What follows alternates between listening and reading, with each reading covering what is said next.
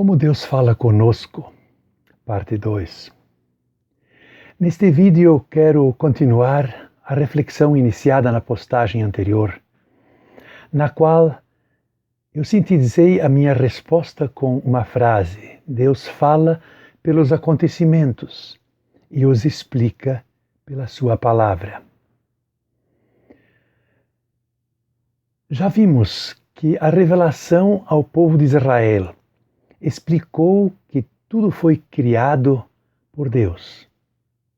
Hoje eu quero abordar o segundo acontecimento extraordinário pelo qual Deus interferiu no mundo: o seu empenho pelo resgate da humanidade.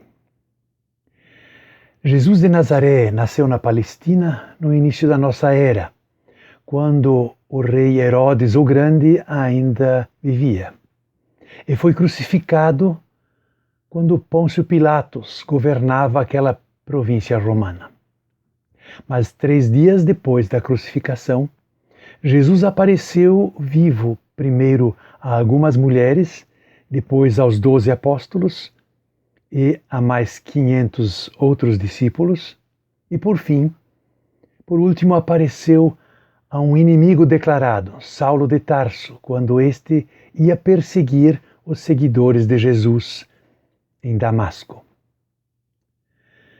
Porém, a vida de Jesus, seu nascimento, seu ministério, sua paixão e sua ressurreição, nos são incompreensíveis, a não ser que nos sejam explicados. Ao reler os relatos dos evangelhos com atenção, percebemos que eles deixam entrever claramente a dificuldade dos discípulos de entender o propósito de Jesus. Diante da perspectiva da sua morte, bem como diante da sua ressurreição, a primeira reação de todos foi de incredulidade. Basta lembrar os discípulos que debandavam para Emaús. Eles haviam descartado a notícia da ressurreição como fantasia de algumas mulheres. Jesus os alcançou no caminho, percebe a sua desorientação, ouve o seu lamento, mas então vence a incompreensão deles, conectando a sua trajetória ao testemunho dado aos profetas centenas de anos antes. Somente à luz do que Deus havia dito a estes, os 2 discípulos começam a reconhecer que Jesus de fato é o Messias, enviado por Deus para o resgate deles e da humanidade.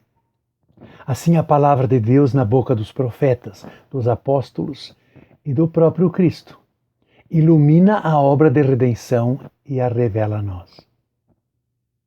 Este encontro com Jesus Cristo é pessoal e intransferível. Nele percebemos a diferença entre nós mesmos e Jesus. Quando encontrou-se com Jesus pela primeira vez, Pedro reconheceu sua indignidade e pediu que o Senhor se afastasse dele. Mas ele foi surpreendido por uma acolhida bondosa e passou a seguir a Jesus. O mesmo se deu com o perseguidor de cristãos a caminho de Damasco. Quando Jesus se identificou a ele, Paulo reconheceu que todos os seus valores que o nortearam até então eram um lixo, como ele mesmo escreve aos Filipenses.